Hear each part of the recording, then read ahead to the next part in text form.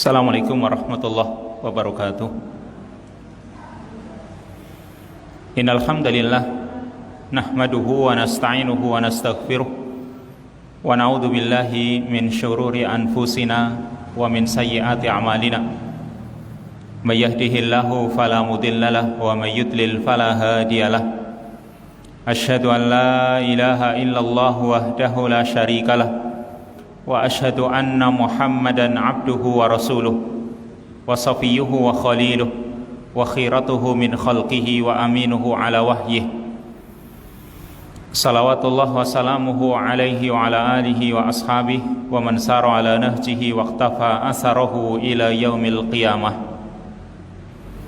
Akhwati fiddin rahimani wa rahmakumullah. Ibu-ibu, akhwat sekalian yang dirahmati oleh Allah, alhamdulillah, pada kesempatan sore hari ini kita masih diberi nikmat oleh Allah Subhanahu wa taala, baik nikmat sehat, nikmat kesempatan, atau nikmat-nikmat yang lain, terutama nikmatul iman atau nikmatul Islam, yang ini merupakan faktor terkuat yang mendorong kita untuk melangkahkan kaki kita menuju salah satu rumah dari rumah-rumah Allah ini. Akan kita kaji ayat-ayatnya yang insyaallah masih dari tafsir Aisarut Tafasir dan juga tafsir-tafsir yang lain, dan masih kita bahas surat Al-Baqarah, yaitu pada kesempatan yang baik ini kita mengkaji ayat yang ke-81. Ayat yang ke-81 dari surat Al-Baqarah, Allah Ta'ala berfirman, Bala man kasaba sayyi'atan wa ahatat bihi khati'atuhu faulaika ashabun nar hum fiha khalidun. Bala man kasaba sayyi'ah, bala, bukan demikian, yang benar, man kasaba sayyi'ah, barang siapa berbuat dosa, wa ahatat bihi khati'atuhu, dan ia telah diliputi oleh dosanya, faulaika ashabun nar, maka mereka itulah para penghuni neraka, hum fiha khalidun, mereka kekal di dalamnya.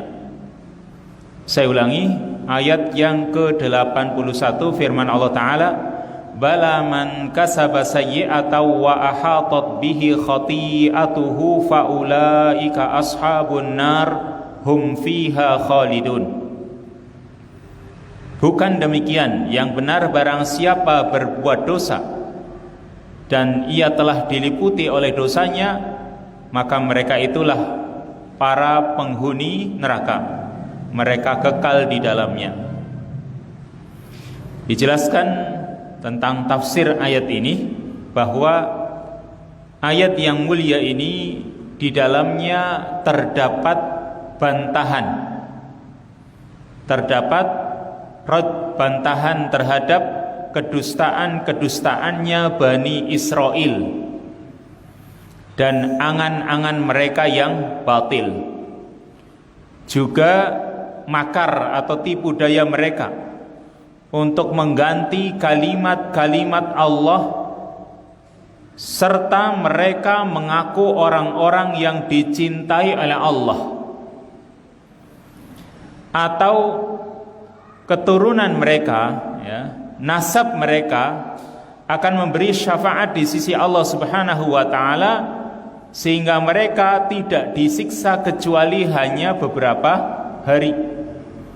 Sebagaimana ayat yang sebelumnya telah kita kaji, mereka mengatakan lan tamassana naru illa ayyamam ma'dudat, kami tidak akan tersentuh oleh api neraka kecuali hanya beberapa hari.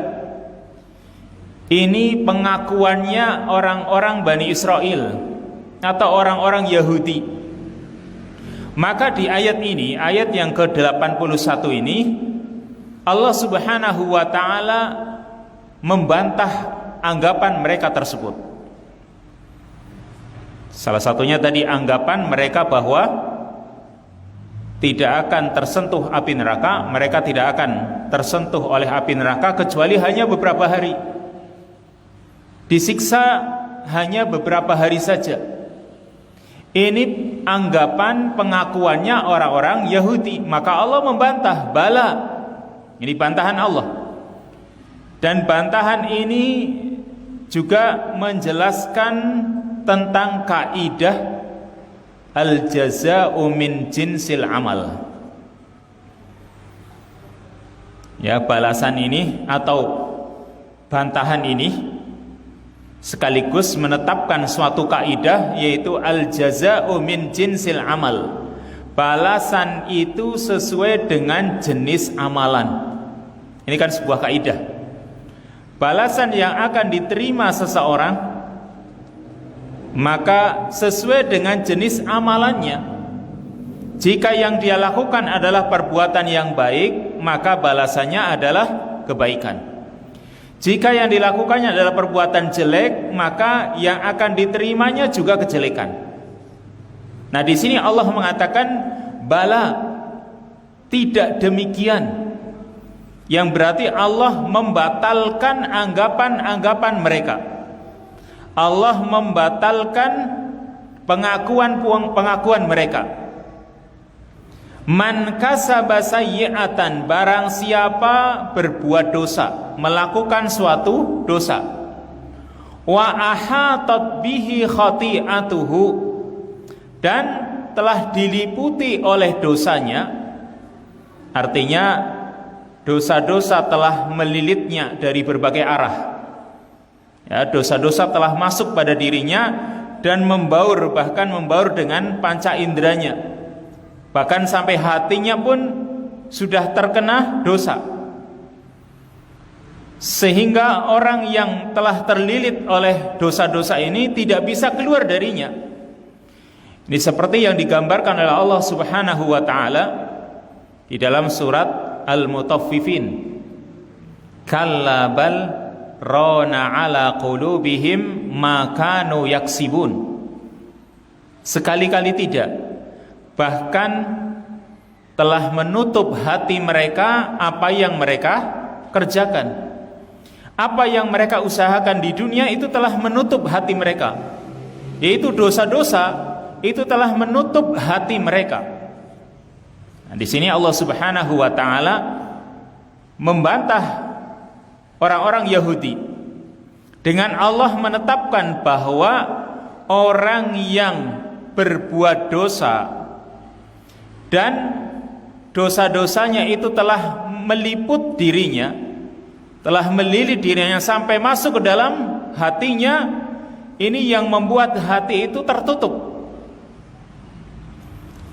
Perlu kita perhatikan bahwa yang namanya dosa atau kesalahan sebesar apapun, jika disertai dengan taubat nasuha, maka Allah akan menghapusnya.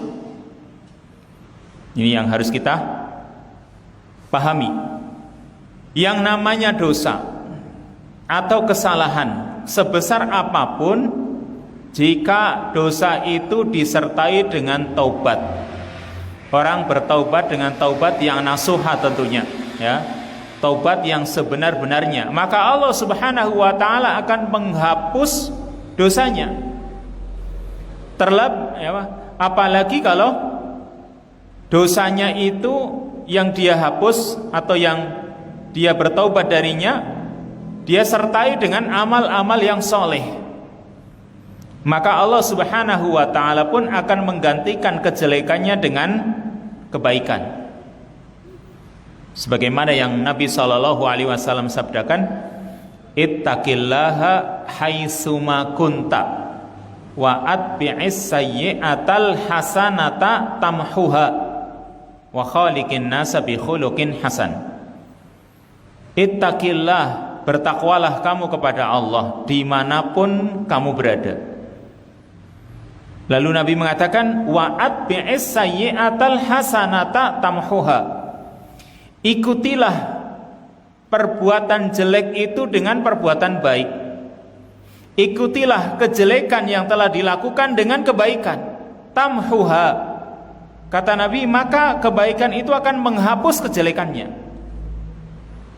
Makanya tadi para ulama menjelaskan ketika seorang itu berbuat dosa, sebesar apapun dosanya, dosa syirik misalnya, kalau disertai dengan taubat yang nasuha, taubat yang sebenar-benarnya, maka Allah akan menghapus dosanya. Apalagi jika disertai dengan amal yang soleh, maka kejelekan-kejelekan yang dia lakukan diganti oleh Allah Subhanahu wa ta'ala dengan kebaikan. Tapi jika sebaliknya, jika orang ketika berbuat dosa, dia terus-menerus dengan dosanya, dia terus-menerus melakukan kesalahannya, sehingga satu kesalahan diikuti dengan kesalahan-kesalahan yang lain. Ini yang akan kita bahas, kalimat wa ahatat bihi khati'atuhu. Dosa-dosanya sampai meliputi dirinya. Berarti orang melakukan dosa lalu disertai dengan dosa berikutnya dan dosa berikutnya dan berikutnya, sehingga bertumpuk-tumpuk dosa itu. Lalu ketika orang melakukan dosa dan menambah dengan dosa-dosa yang lain, kadang orang itu menganggap baik dosa-dosanya tersebut, sampai bahkan masuk ke dalam hatinya, menjadi pola pikirnya. Yang ini membuat hati keras. Biasanya kalau orang sudah bertumpuk-tumpuk dosanya, masuk ke dalam hatinya, menjadi pola pikirnya, biasanya mereka meremehkan nasihat, tidak mengakui keharamannya, tidak mengakui kalau itu dosa. Maka ini nanti akan menjerumuskan kepada perbuatan syirik atau kufur. Karena ayat ini tadi, wa ahatat bihi khati'atuhu faulaika ashabun nar hum fiha khalidun. Orang yang dosanya telah meliput dirinya, terpenuhi oleh dosanya dan terus menerus, mereka adalah para penghuni neraka dan mereka kekal di dalamnya. Berarti kan dosanya awalnya tidak kafir, tapi karena terus bertumpuk-tumpuk tadi, dia menganggap kesalahan-kesalahan itu hal yang sepele, dia tambah dengan yang lain. Kemudian sampai pola pikirnya juga terpengaruhi oleh dosanya. Dia meremehkan nasihat, dia tidak mengakui keharamannya. Maka ini menjadi perbuatan kufur yang Allah mengancam, hum fiha khalidun. Mereka akan kekal di dalamnya. Mereka kekal di dalamnya sebagai ancaman. Ketika suatu perbuatan dosa lalu bertumpuk-tumpuk dan bisa membawa kepada dosa kufur, yang dosa kufur itu ancamannya adalah kekal di neraka. Ini sama dengan firman Allah Subhanahu wa ta'ala dalam surat Ar-Rum ayat yang ke-10. Summa kana aqibatul ladzina asa'u su'a an kadzabu bi ayatillah wa kanu biha yastahzi'un. Kemudian hukuman bagi orang-orang yang berbuat jelek, yaitu kejelekan.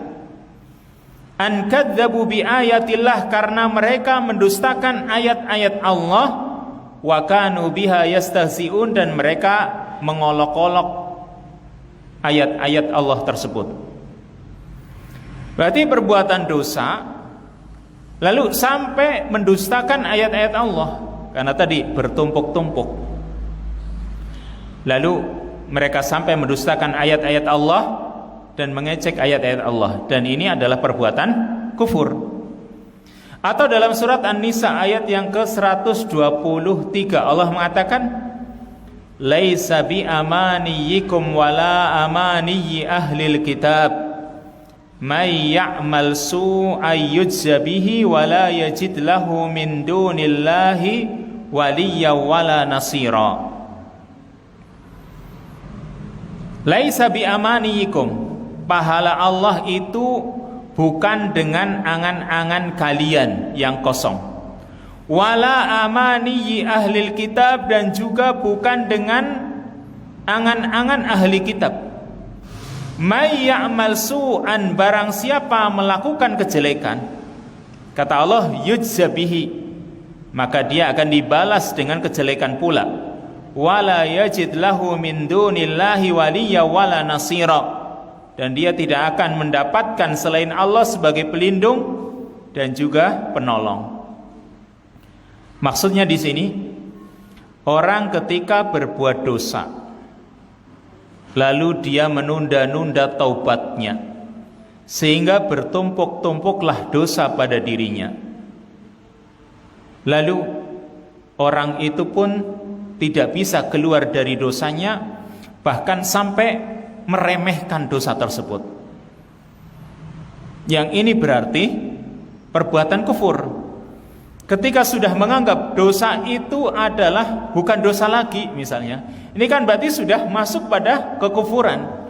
Makanya orang yang diliputi oleh dosanya itu, mereka adalah ashabun nar hum fiha khalidun. Mereka penghuni neraka dan mereka kekal di dalamnya. Sebagaimana yang diriwayatkan oleh Imam Ahmad dan juga Imam Tirmidzi serta Imam Al-Hakim, yang disahihkan olehnya serta para perawi yang lain dari sahabat Abu Hurairah, Nabi sallallahu alaihi wasallam bersabda, "Innal 'abda idza adnaba dzamban nukitat fi qalbihi nuktatun sauda." Sesungguhnya seorang hamba ketika melakukan suatu dosa, maka nukitat fi qalbihi nuktatun sauda, akan tertitik di dalam hatinya atau pada hatinya satu titik hitam. Ini kata Nabi, kalau seorang melakukan suatu dosa, maka akan tertitik dalam hatinya satu titik hitam.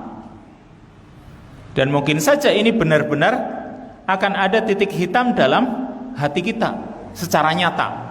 Kalau istilahnya, kalau dilihat pakai rongsen bisa kelihatan. Ini mungkin. Atau makna hati yang dengannya orang berpikir, yaitu tertitik dalam hatinya itu satu titik hitam kegelapan. Lalu kata Nabi, fa intaba wa naza'a saqula qalbuhu.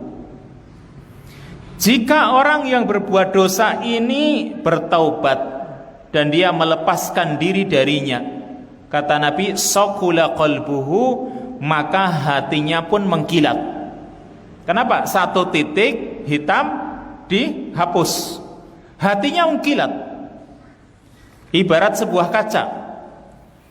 Kalau orang punya kaca lalu ada kotoran, begitu ada kotoran dibersihkan, nanti ada kotorannya lagi bersihkan, maka kaca itu akan tetap mengkilat. Tapi kalau tidak, misalnya sebuah bolam, ya, lampu neon misalnya, kadang ada kotoran hewan tapi tidak dibersihkan, nambah lagi nanti hewan yang lain bertumpuk-tumpuk, sehingga sampai lampu atau bolam itu menjadi hitam. Biasanya yang ada di dapur ini misal, karena kan masak di dapur, nah nempel pada bolam yang jernih itu satu noda hitam. Kalau langsung dibersihkan, dia akan mengkilat. Tapi biasanya tidak. Biasanya kan dibiarkan. Makanya Nabi SAW mengatakan terusnya, wa in ada zadat hatta ta'lu qalbuhu. Jika dia kembali melakukan dosanya, zadat, maka bertambah pula titik hitamnya. Hatta ta'luwa qalbuhu, sampai menutup hatinya. Fadzalika ar-ranul ladzi dzakarallahu ta'ala fil Qur'an, kalla bal rana 'ala qulubihim ma kanu yaksibun. Maka itulah kotoran hitam, noda hitam yang Allah sebutkan di dalam ayatnya, kalla bal rana ala qulubihim ma kanu yaksibun. Sekali-kali tidak, bahkan telah menutup hati mereka apa yang mereka usahakan. Dosa yang mereka perbuat telah menutup hati mereka.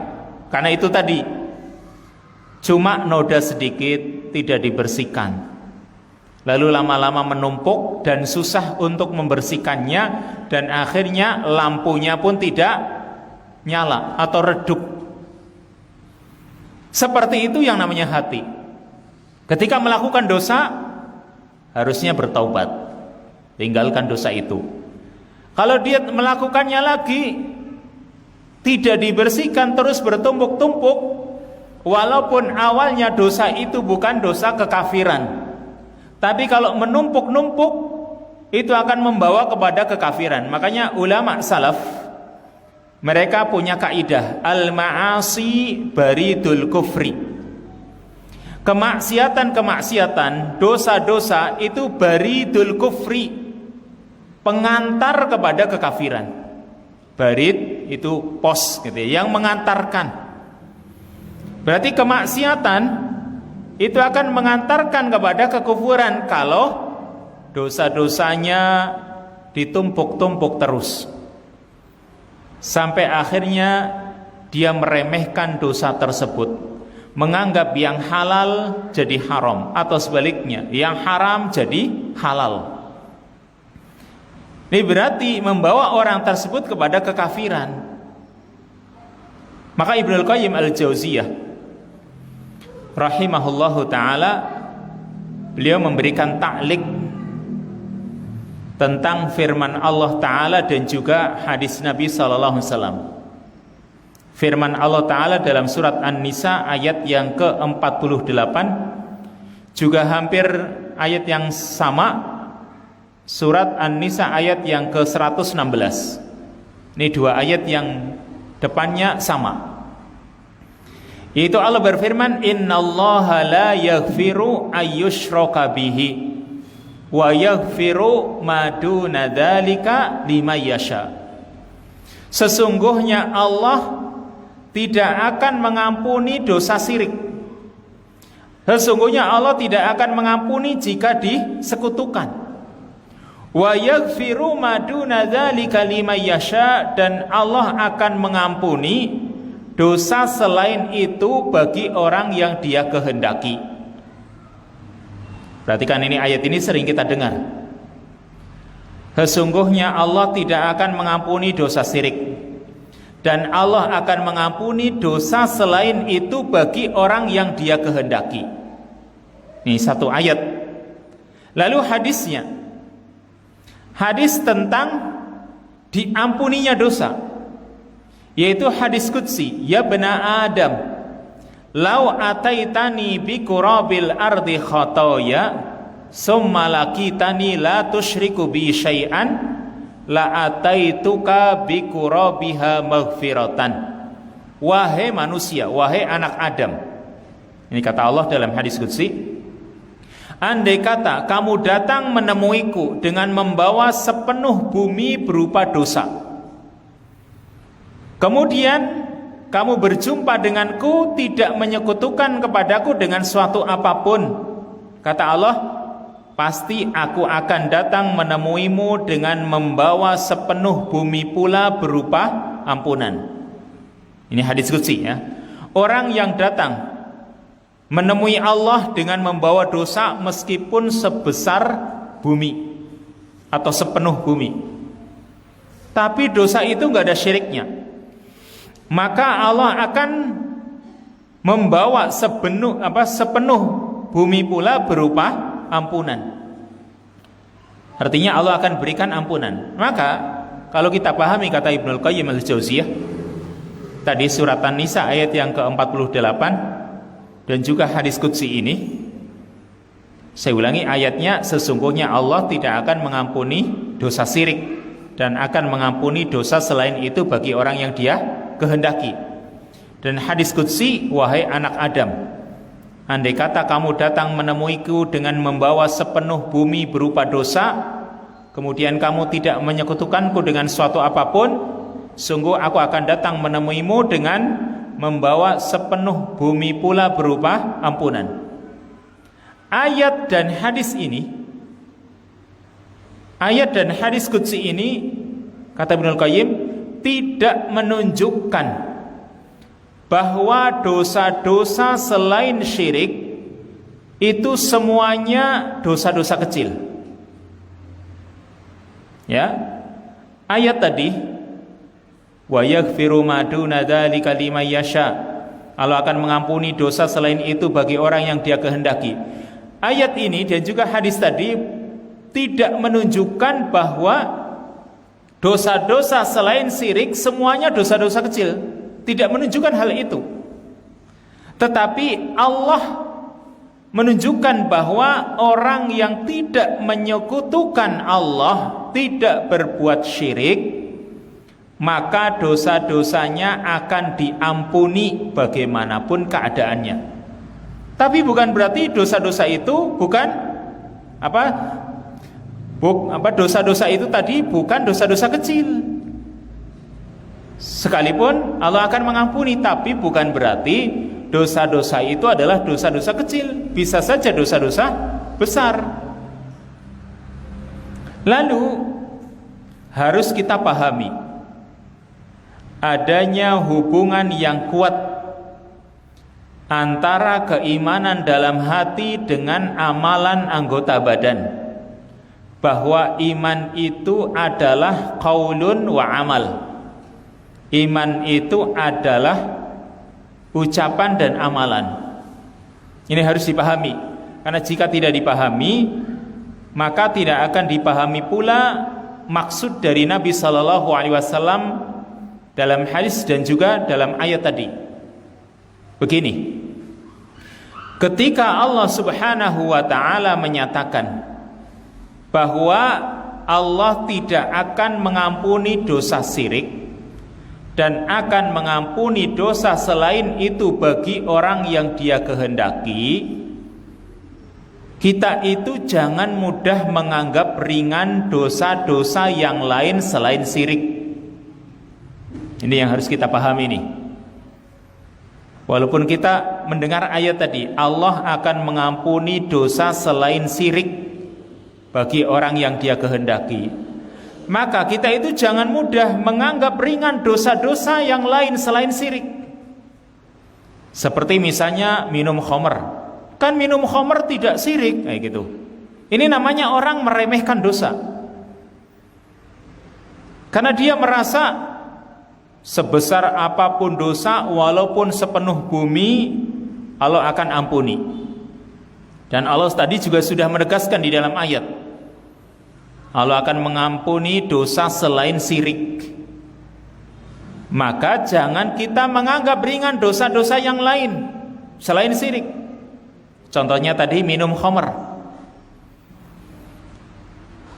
Karena ketika orang sudah misalnya kecanduan khamr, ya, orang sudah kecanduan khamr, atau dia terbiasa melakukan dosa-dosa besar yang lain, biasanya ya, orang yang melakukannya dan sampai terbiasa terus-menerus melakukannya itu tidak ada rasa takut kepada Allah, tidak ada rasa berharap kepada Allah Subhanahu wa ta'ala, juga tidak ada rasa takut kepadanya. Bahkan kadang takutnya malah takut kepada selain Allah, berharap kepada selain Allah, tawakalnya tawakal juga kepada selain Allah, yang berarti orang ini terjerumus kepada syirik. Saya contohkan yang lain begini. Kalau orang sudah kecanduan dengan dosa judi, ini misal orang sudah terbiasa suka dengan perjudian, akhirnya dia tidak menganggap kalau judi itu dosa. Karena sudah terbiasa sih, menganggap hal yang biasa, kan gitu. Orang kalau sudah kecanduan, contohnya judi, dia menganggap judi itu perkara yang biasa, bukan dosa. Maka ini berbahaya. Lalu kadang yang namanya orang judi itu kan berusaha mencari bagaimana cara supaya dia menang. Sehingga kadang karena perjudiannya ini mengantarkan kepada kesyirikan. Apa yang terjadi? Kadang pergi ke kuburan, tanya atau mungkin bersemedi supaya dapat wangsit, bagaimana cara menang dalam perjudiannya. Ini namanya syirik. Atau mungkin dia tanya kepada dukun, ya, supaya yang benar dalam perjudiannya itu bagaimana, nomor berapa yang keluar. Ini misalnya. Berarti dia terjerumus kepada kesyirikan. Atau mungkin supaya menang dalam perjudiannya dia pakai jimat.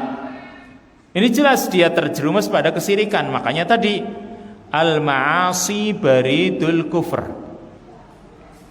Perbuatan-perbuatan maksiat itu menjadi pengantar kekafiran atau kesyirikan. Dan ini tadi hakikat kesyirikan. Awalnya cuma maksiat biasa, judi, khamr misalnya. Tapi lama-kelamaan, karena sudah menganggap biasa itu yang namanya dosa besar, lalu dia menganggap itu bukan dosa. Tidak ada rasa takut kepada Allah, tawakalnya kepada selain Allah. Ini kan jelas terjerumus kepada kesyirikan.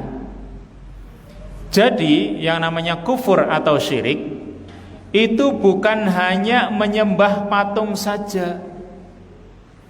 Makanya di dalam ayat Allah tidak mengatakan wala tusyriku bihi sonaman, tetapi Allah mengatakan wala tusyriku bihi syai'an. Janganlah kamu menyekutukan Allah dengan suatu apapun. Ya, bukan jangan kamu menyekutukan Allah dengan patung, tidak. Tapi jangan kamu menyekutukan Allah dengan suatu apapun. Karena syirik itu bersifat umum, yaitu memalingkan hati dari Allah Subhanahu wa ta'ala kepada selainnya. Itu namanya syirik. Barang siapa memalingkan hatinya kepada selain Allah dengan kecintaan, dengan pengagungan, dengan ketundukan, dengan rasa takut, berharap dan lain sebagainya, berarti sungguh dia telah menyekutukan Allah Subhanahu wa ta'ala dengan selainnya, menjadikan tandingan bagi Allah Subhanahu wa ta'ala. Nah, ayat ini tadi, ayat yang ke-81 dari surat Al-Baqarah ini menerangkan salah satu kelompok dari manusia yang ketika berbuat dosa, dia tidak mau lepas, tidak mau cabut dari dosa tersebut, tapi dia menunda-nunda taubatnya sehingga dosa-dosanya bertumpuk-tumpuk, akhirnya meliput dirinya. Lalu terjerumuslah dia ke dalam syirik besar atau ke dalam dosa kufur yang membuat dia kekal di neraka. Ini firman Allah tadi, wa ahatat bihi khati'atuhu, dan ia telah diliputi oleh dosanya, faulaika ashabun nar, maka mereka itulah para penghuni neraka, hum fiha khalidun, mereka kekal di dalamnya. Ini penafsiran jumhurul mufassirin. Walaupun ada sebagian ulama yang menafsirkan man kasaba sayyi'atan, barang siapa melakukan kejelekan atau dosa, yang dimaksud adalah kufur langsung gitu. Jadi orang yang melakukan dosa kufur lalu diliput oleh dosanya. Tetapi yang lebih mudah dipahami kalimat man kasaba sayyi'atan, barang siapa melakukan kejelekan. Ini kejelekan atau dosa yang bersifat umum. Jadi kejelekan atau dosa apapun, lalu dosa itu terus menerus akhirnya menjadi kufur. Karena lafaz ayatnya umum, man kasaba sayyi'atan, barang siapa melakukan suatu kejelekan. Dan ini nakirah namanya kalau dalam bahasa Arab. Melakukan kejelekan yang bersifat umum, kejelekan apapun, walaupun belum sampai tingkatan kufur, tapi karena meliput dirinya, terus-menerus dia lakukan, akhirnya terjerumuslah kepada kekafiran yang membuat pelakunya kekal di neraka. Naudzubillah di sini. Ini ayat yang ke-81 menerangkan kelompok yang pertama. Mereka kekal di dalam neraka selamanya. Berarti untuk membantah Bani Israel, ini ayat ini membantah mereka tidak seperti anggapan Bani Israel bahwa mereka hanya beberapa hari saja di neraka.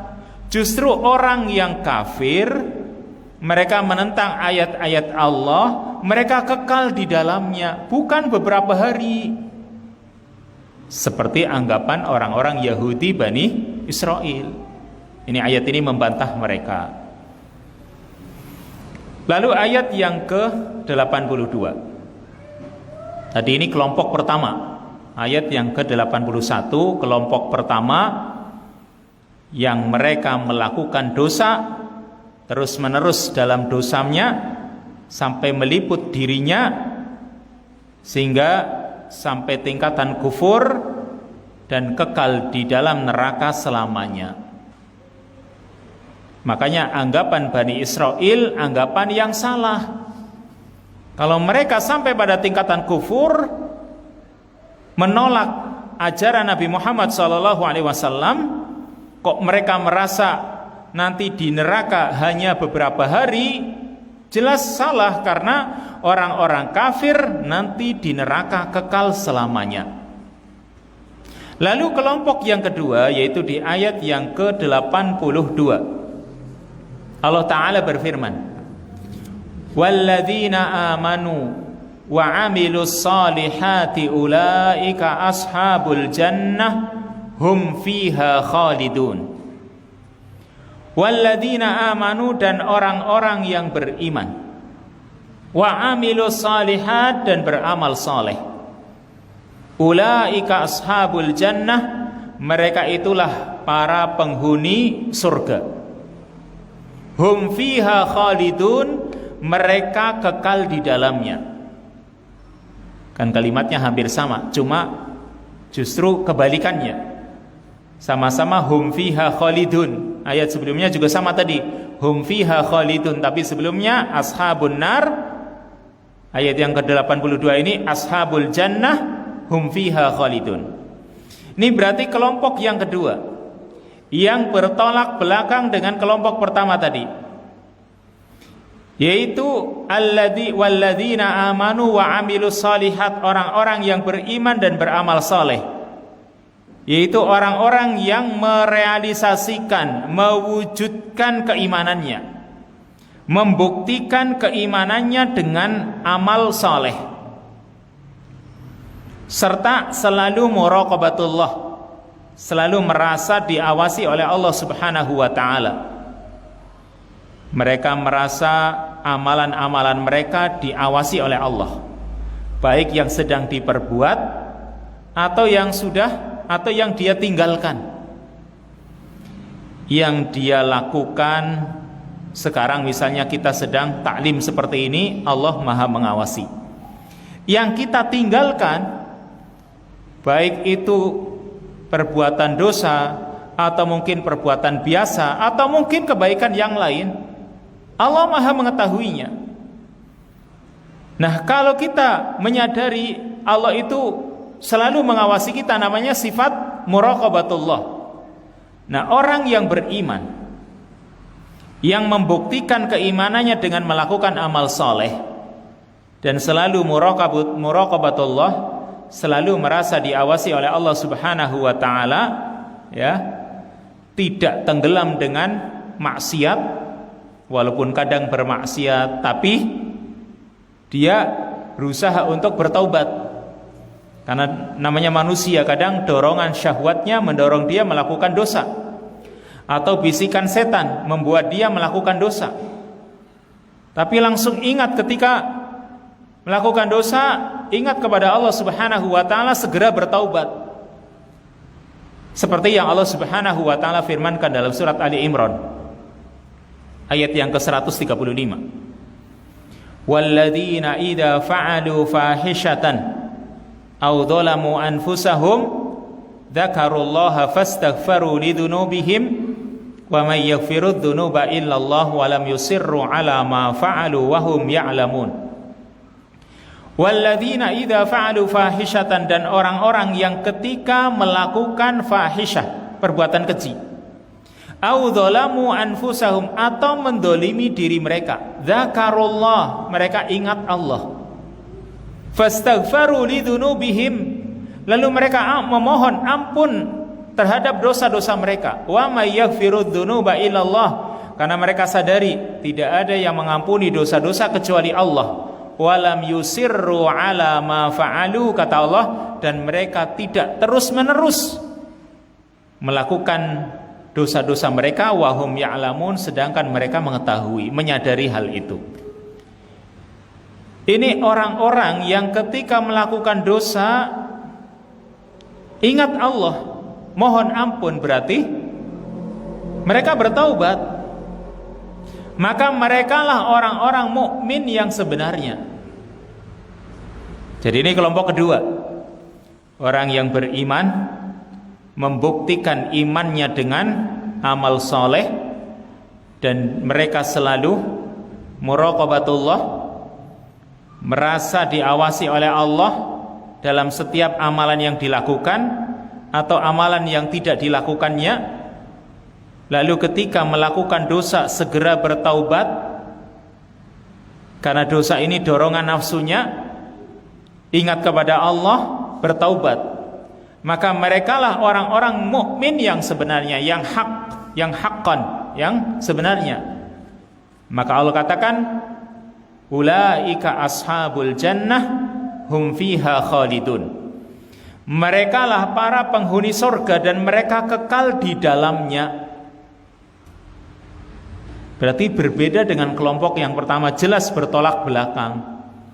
Kalau kelompok pertama melakukan dosa terus-menerus, menganggap remeh dosa tersebut, bahkan sampai punya keyakinan dosa itu tidak haram. Misalnya orang tenggelam dalam riba, menganggap riba ini halal. Wah, ini bahaya ini. Kalau sampai ada keyakinan riba itu halal, tidak ada riba yang haram, ini bisa sampai pada tingkatan kufur, berbahaya. Makanya kalau orang melakukan maksiat, segeralah bertaubat. Jangan sampai kemaksiatan itu meliputi dirinya, akhirnya menganggap dosa-dosa itu perkara yang remeh, karena bisa sampai menjerumuskan kepada kekafiran, dan kekafiran menyebabkan pelakunya kekal di neraka selamanya. Tapi sebaliknya, orang yang beriman ketika melakukan dosa, namanya juga manusia, manusia itu tempatnya salah dan lupa, kan gitu. Seorang mukmin sekalipun bisa melakukan dosa, tapi bedanya seorang mukmin ketika melakukan dosa ingat akan peringatan dari Allah, lalu segera bertaubat. Maka orang yang seperti ini, merekalah ashabul jannah hum fiha khalidun. Mereka adalah penghuni surga dan mereka kekal di dalamnya. Ayat yang ke-82 dari surat Al-Baqarah ini sama seperti ayat-ayat yang lain yang menegaskan bagi kaum muslimin bahwa seseorang itu tidak akan memiliki keimanan yang sahih, keimanan yang benar tanpa adanya amal soleh. Ya, di sini ayatnya walladzina amanu wa amilus solihat, dan orang-orang yang beriman serta beramal soleh. Ya, di sini hubungan yang erat antara iman dan amal soleh. Karena memang yang namanya keimanan itu adalah mencakup amal soleh. Jadi adanya amal soleh sebagai bukti adanya keimanan. Atau sebaliknya, tidak adanya amal soleh sebagai bukti tidak adanya keimanan. Karena yang namanya iman itu bukan cuma amalan hati, tapi juga amalan anggota badan. Maka orang yang menganggap iman itu hanya di hati, ini anggapan yang salah. Dan sedikit kita bahas tentang yang namanya iman, bahwasanya al-iman qaulun wa amal. Bahkan termasuk usul akidah Ahlussunnah wal Jamaah, termasuk dasar akidah Ahlussunnah wal Jamaah, bahwa al-iman qaulun wa amal, yazidu wa yanqus, yazidu bit ta'ah wa yanqusu bil maksiat. Iman itu adalah ucapan dan amalan, bisa bertambah dan berkurang, bertambah dengan melakukan ketaatan dan berkurang karena melakukan maksiat. Ini sebuah kaidah Ahlussunnah wal Jamaah. Karena tadi iman itu bukan cuma keyakinan di hati, bukan cuma diucapkan di lisannya, tapi iman itu qaulun wa amal, ucapan sekaligus perbuatan. Karena Ahlussunnah wal Jamaah mendefinisikan yang namanya iman itu jami'ut ta'at al-batinah wa dhahirah, semua bentuk ketaatan, baik yang batin di dalam hati atau juga yang nampak. Berarti iman itu mencakup keyakinan di hati, ucapan pada lisan, dan amalan anggota badan. Itu namanya keyakinan atau keimanan. Sehingga sahabat Abu Dzar Al-Ghifari pernah bertanya kepada Rasul sallallahu alaihi wasallam tentang iman itu apa. Abu Dzar Al-Ghifari pernah bertanya kepada Rasul tentang yang namanya iman apa sih? Maka beliau menjawab yang namanya iman itu, beliau menjawab dengan membacakan ayat dalam surat Al-Baqarah, ayat yang ke-177. Laisal birra an tuwallu wujuhakum qibalal masyriqi wal maghrib walakinnal birra man amana billahi wal yaumil akhir wal malaikati wal kitabi wan nabiyyin wa atal mala ala hubbihi dawil qurba wal yatama wal masakin wa ibnas sabil wasailina wa fir riqab wa aqamas salata wa ataz zakah wal mufuna bi ahdihim idza ahadu al ayah. Karena ayat ini cukup panjang. Laisal birra an tuwallu wujuhakum qibalal masyriqi wal maghrib, bukanlah kebaikan itu dengan kamu menghadapkan wajahmu ke arah barat atau ke arah timur. Tetapi yang namanya kebaikan albir, keimanan, ya, yaitu man amana billah, orang yang beriman kepada Allah, wal yaumil akhir, beriman kepada hari akhir, wal malaika, beriman kepada para malaikat, wal kitab, dan juga beriman kepada kitab, wan nabiyyin, dan kepada para nabi. Lalu tidak sampai di situ, bukan cuma keimanan dalam hati, tetapi wa atal mala ala hubbihi dawil qurba, juga memberikan harta atas apa yang dicintainya kepada kerabat dekat, wal yatama, anak-anak yatim, wal masakin, orang-orang miskin, wabnis sabil, wabnas sabil, dan kepada ibnu sabil, wasailin, kepada orang-orang yang bertanya, wa fir riqab, lalu wa aqamas shalah, juga mendirikan salat. Berarti kalau kita pahami ayat yang ke-177 dari surat Al-Baqarah sebagai jawaban Nabi ketika ditanya tentang iman itu apa oleh sahabat Abu Dzar, ayat tersebut menerangkan bahwa iman itu bukan cuma keyakinan, tapi juga amalan. Wa atal mala ala hubbihi dawil qurba, itu amalan. Wa aqamas shalah, ya, mendirikan salat, dan seterusnya, itu amalan. Dan satu ayat itu satu kesatuan, bukan dipisahkan. Bukan sampai ya beriman kepada Allah, hari akhir, kitab, dan nabi saja, tidak. Tapi Allah masih melanjutkan wa atal mala ala hubbihi dawil qurba, dan seterusnya. Karena memang iman itu bukan cuma sekedar keyakinan di hati, bukan juga cuma ucapan, Tapi iman itu juga termasuk amalan anggota badan. Juga keyakinan Ahlussunnah wal Jamaah yang lain atau akidah, kaidah Ahlussunnah wal Jamaah yang lain bahwa iman itu juga yazid wa yanqus. Iman itu juga bisa bertambah dan berkurang. Bertambah dengan melakukan ketaatan, berkurang karena melakukan maksiat. Dan ini kita bisa rasakan sendiri. Kita sebagai seorang muslim, sebagai seorang mukmin, kita bisa merasakan kalau lagi imannya kuat, kira-kira bagaimana? Semangat taklimnya misalnya, semangat baca Qur'annya. Kenapa? Karena imannya lagi kuat. Habis sholat misalnya panjenengan Bu, habis sholat lalu sholat lagi, sholat sunnah. Itu kan apa? Lagi semangat. Itu menunjukkan imannya lagi kuat. Dan orang menyadari lagi semangat, imannya lagi kuat, kan seperti itu. Atau kalau imannya lagi lemah, orang juga kadang sadar, malas melakukan amal ibadah, sholat saja malas. Orang menyadari, saya lagi lemah imannya. Nah, karena yang namanya iman itu bisa bertambah dan berkurang, bisa naik, bisa turun, bisa kuat, bisa lemah. Kalau ingin kuat, tambahlah dengan ketaatan. Kalau ingin terkurang, silahkan lakukan maksiat. Tapi tentunya seorang muslim tidak mau menjadikan imannya lemah. Allah pun mengatakan dalam surat Al-Fatah ayat yang keempat, huwallazi anzala sakinata fi qulubil mu'minin liyazdadu imanan ma'a imanihim. Dialah Allah yang telah menurunkan sakinah, ketenangan dalam hati orang-orang yang beriman, supaya bertambah keimanan di samping keimanan yang ada dalam diri mereka.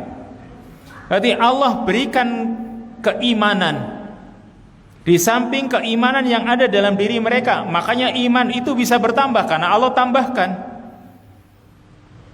Dan mengapa Allah tambahkan? Karena usaha dari mukmin itu sendiri. Dia semangat dalam amal ibadahnya sehingga bertambahlah keimanannya. Serta ayat-ayat yang lain yang semakna dengan ayat ini. Ayat yang semakna dengan ayat ini sangat banyak, yang menunjukkan iman itu bisa bertambah dan bisa berkurang. Intinya ya, ketika iman itu bertambah dengan banyak melakukan amal-amal ketaatan, maka iman itu pun bisa menjadi sempurna dan mengantarkan seseorang untuk menuju surganya Allah Subhanahu wa taala. Dan ini kenikmatan yang besar. Ini ayat yang ke-82 tadi. Beriman dan beramal saleh, merekalah para penghuni surga. Mereka kekal di dalamnya karena keimanannya sempurna. Sehingga masuk surga pun istilahnya tanpa hisab. Karena keimanannya sempurna. Tidak terkotori dengan kotoran-kotoran dosa, bersih dari dosa-dosanya. Sebaliknya, ketika iman itu berkurang, tapi orang tidak memperhatikannya, melakukan dosa, lalu dia tidak pedulikan dosanya, terus menerus dalam dosanya, maka keimanan bisa hilang. Ya, keimanan dalam diri seorang itu bisa hilang. Dan kalau iman itu hilang dari diri seorang, ini bencana yang besar. Karena akan mengantarkan orang itu kepada api neraka selama-lamanya, wal'iyadu billah. Semoga Allah Subhanahu wa ta'ala melindungi kita dari hilangnya keimanan. Ini akidah, keyakinan Ahlussunnah wal Jamaah, bahwa iman qaulun wa amal yazidu wa yanqus. Iman itu bukan cuma keyakinan hati, tapi juga ucapan dan amalan. Dan iman itu bisa bertambah dan berkurang. Makanya ketika Nabi SAW menjelaskan tentang iman itu ada 70 cabang atau 60 lebih cabang. Nabi mengatakan al-imanu bid'un wa sab'una syu'bah atau bid'un wa sittuna syu'bah. Iman itu ada 70 atau 60 lebih cabang. Beliau mengatakan fa'alaha qaulu la ilaha illallah. Yang paling tinggi dari keimanan, dari cabang keimanan yaitu qaul, ucapan la ilaha illallah. Lalu wa adnaha, yang paling rendah imatatul adha 'anit thariq. Wal haya syu'batun minal iman. Dan malu cabang dari keimanan. Nah, Rasul mencontohkan 3 dari cabang-cabang keimanan. Yang pertama qaul, ucapan, qaulu la ilaha illallah. Yang kedua imatatul adha, perbuatan, menyingkirkan duri dari jalan. Ini kan berarti perbuatan. Lalu wal haya syu'batun minal iman, malu cabang dari keimanan, dan malu itu amalan hati. Maka berarti di sini ada ucapan, ada amalan hati, lalu ada amalan anggota badan. Imatatul adha 'anit thariq, ini amalan anggota badan, dan semua itu adalah keimanan. Makanya sekali lagi, iman itu bukan cuma sekedar keyakinan di hati, dan bukan cuma sekedar ucapan, tapi iman itu mencakup keyakinan di hati, ucapan dengan lisan, dan amalan anggota badan. Ini kalimat walladzina amanu wa amilus solihat, orang-orang yang beriman dan beramal soleh. 2 hal yang berkaitan, tidak bisa dipisahkan satu sama lain. Maka kesimpulan dari 2 ayat ini,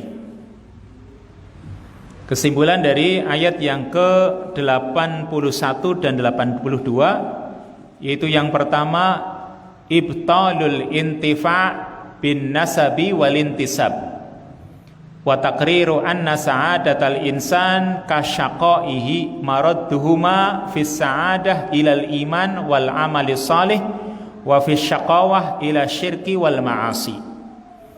Yang pertama batalnya orang itu mengambil manfaat dengan nasab atau keturunan. Maksudnya seperti orang-orang Yahudi, mereka menganggap karena mereka adalah keturunan para nabi. Orang-orang Yahudi atau Bani Israel, mereka menganggap diri mereka itu kan keturunan para nabi, para rasul, sehingga mereka merasa tidak akan masuk neraka kecuali hanya beberapa hari. Maka mengambil manfaat dari nasab atau keturunan ini tidak akan bermanfaat, ya, atau batal, karena nasab atau keturunan itu tidak akan memberikan manfaat kalau tanpa disertai dengan usaha atau keimanan dan amal. Makanya watakrir, ayat ini juga menetapkan bahwa kebahagiaan manusia sama seperti kecelakaannya. Bahagia dan celaka maradduhuma, tempat kembalinya.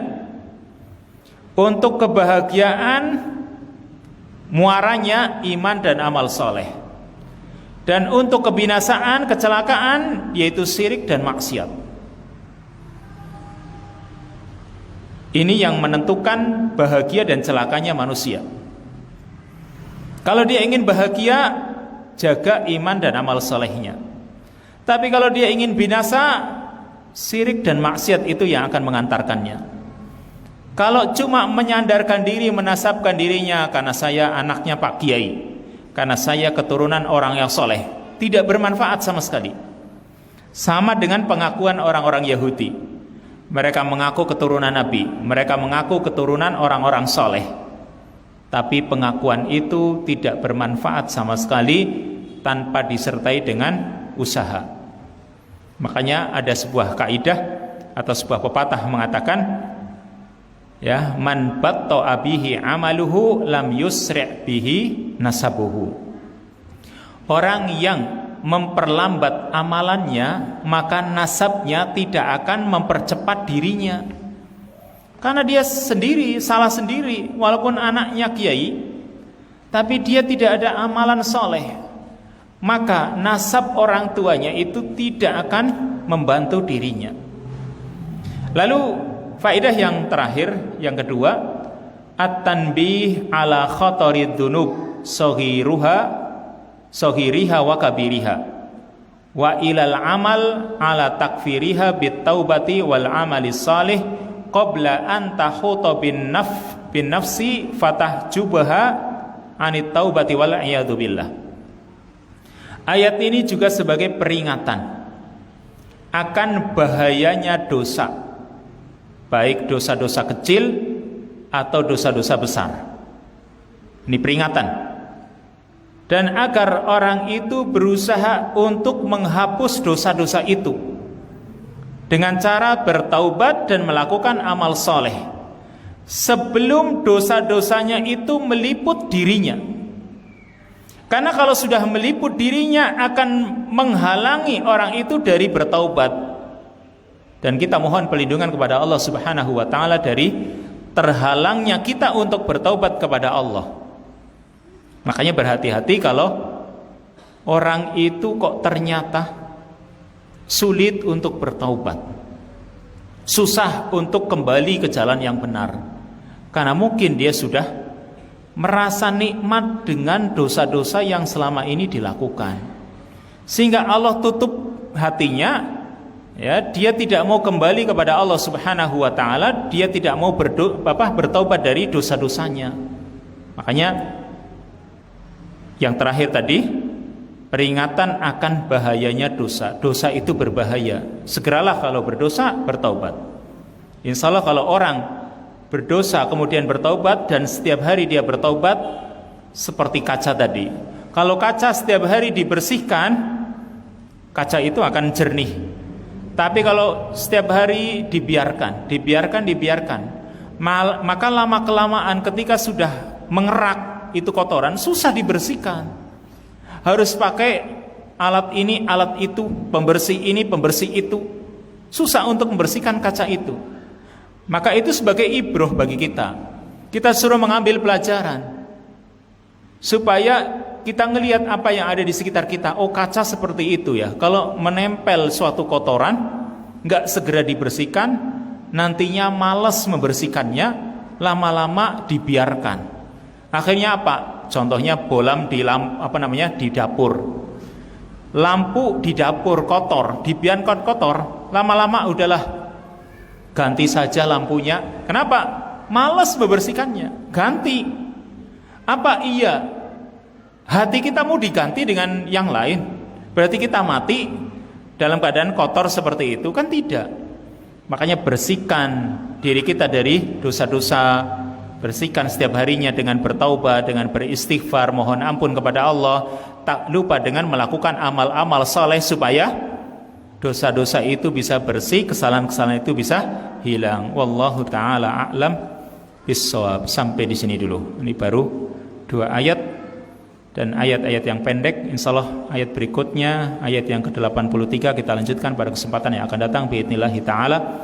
Subhanakallahumma wa bihamdika asyhadu an la ilaha illa anta astaghfiruka wa atubu ilaik.